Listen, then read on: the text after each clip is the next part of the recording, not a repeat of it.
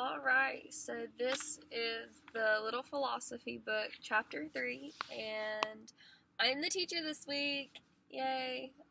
When I had first opened this chapter, just to give a little brief lecture on it and taking Deaton's role this week, which was definitely a different view, I opened it up, and throughout this whole philosophy class, I think I've had a little bit of a problem with religion because I'm not trying to be partial and one-sided to my personal religion. I'm trying to keep an open mind. However, it's not easy when I have been raised in one religion for the past 18 going on 19 years. So, chapter 3 talks about God, nature, and spirituality. And so, already opening it, I thought, oh great, this is a subject that I'm not super comfortable with, but the more I read into it, the more that I think was a little more intrigued in it. Just from the get-go, in this book, they start talking about the cosmology, and basically what cosmology is the question of where did the universe come from. Now, like I said, I'm trying not to be partial for my religion, but I think this is an ongoing question that regardless of when and if we ever get the answer, we're never going to fully understand it. I know for me and for my religion, it's hard to even comprehend that someone can just breathe and breathe the breath of the entire universe and have everything come together, have the planets align, have the stars align. And for me, that's just really hard to comprehend, and I'm sure it's difficult for other people to comprehend. And so I'm thankful that it has been touched on in Solomon's book. And it goes on to give different examples of different religions that we've touched on in the first chapter, talking about the Chinese, talking about potential even Buddhism with God, Allah, Yahweh, all these different theories about it. The other question that's touched on is what was before the universe. And again, not trying to hit on my religion, but from my understanding, there was nothing. And that's exactly what this book talks about. It's so hard to think about there being nothing in this universe, that there were no planets, no stars, there were no people. Like I said, if we ever get an answer, I feel like we still won't fully comprehend it.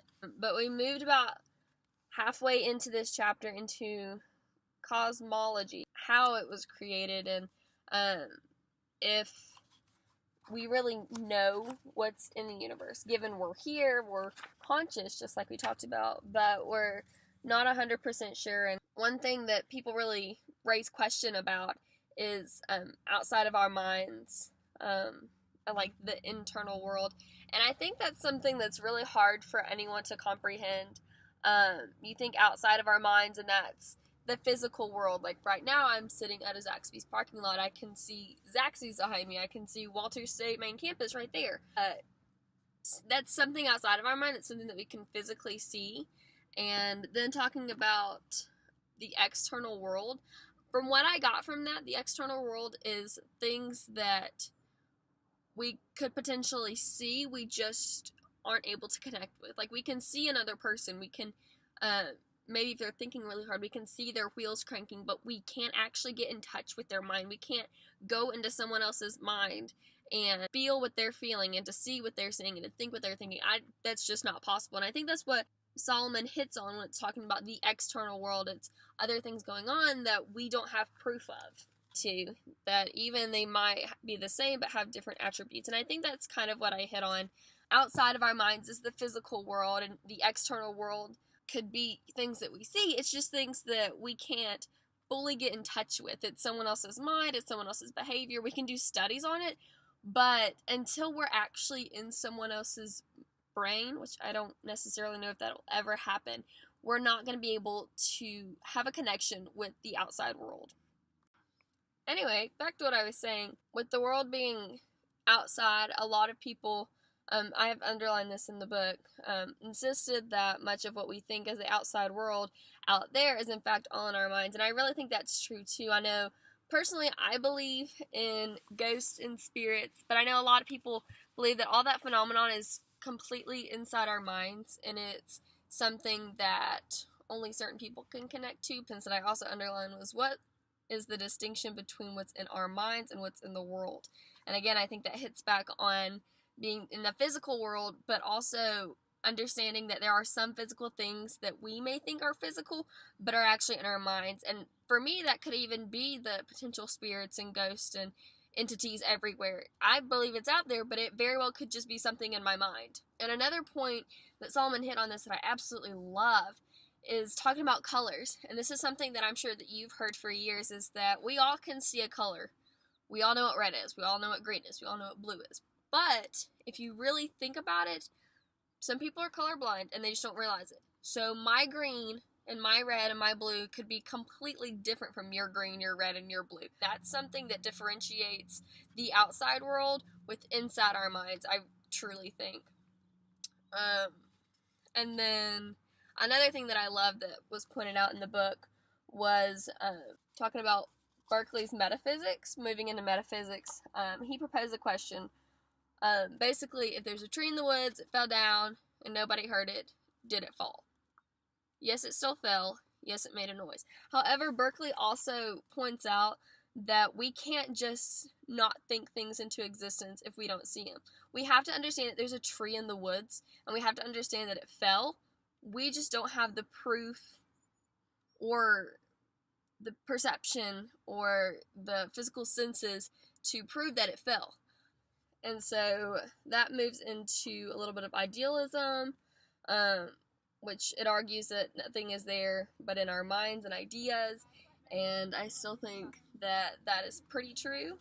And then moving into the last chapter, which was Can Science Explain Everything?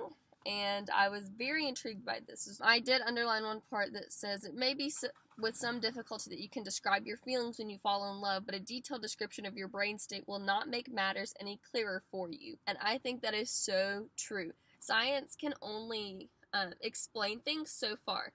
You can describe your feeling, you can describe your attitude toward things, but I don't necessarily think that science itself can explain that. Only you can explain it, and personally, I'm not a scientist. And so that's something that I can explain that I don't necessarily think a scientist can. It's asking about potential contradicting religions. I could believe one religion, you can believe a different religion, but neither of us are false. Our religions are true to us. It's what we believe. You can't go up to someone and someone say, well, I believe this, and say, no, you're wrong, you're lying. You just can't do that, because first off, it's their belief. You can't justify someone by their belief. You can't prove to someone by their belief, and if you do, then that kind of makes you a terrible person. I have one that's a science-based question. Do you believe that science can solve everything? Do you believe that there is a scientific answer to everything? This including emotions, including actions, including the way the universe was created and the way that our bodies react to other people. Is there a scientific way for it? And if so, you don't have to pull out facts, but just is there some way that you believe? And if there's a way that you just don't believe and you think that everything is not science-based, justify that. And then back to the coexisting section of the book, asking if, there are two religions that can coexist. Neither of them are false, but one of them is true to one person, the other's true to the other person. Do you believe that coexisting is something that is near in our future? Do you think it's something that can be justified? Do you think it's something that we can achieve? Because right now in our country, it seems like this is something that's just really, really hard to achieve. And so if there's a way to coexist with religion, with beliefs, with political views, what's the solution for it? What can we do to unify and to coexist with each other? And I think this is really an ongoing question. I feel like this question is something that you can use in 2017, and it could even be something that you use in 2027.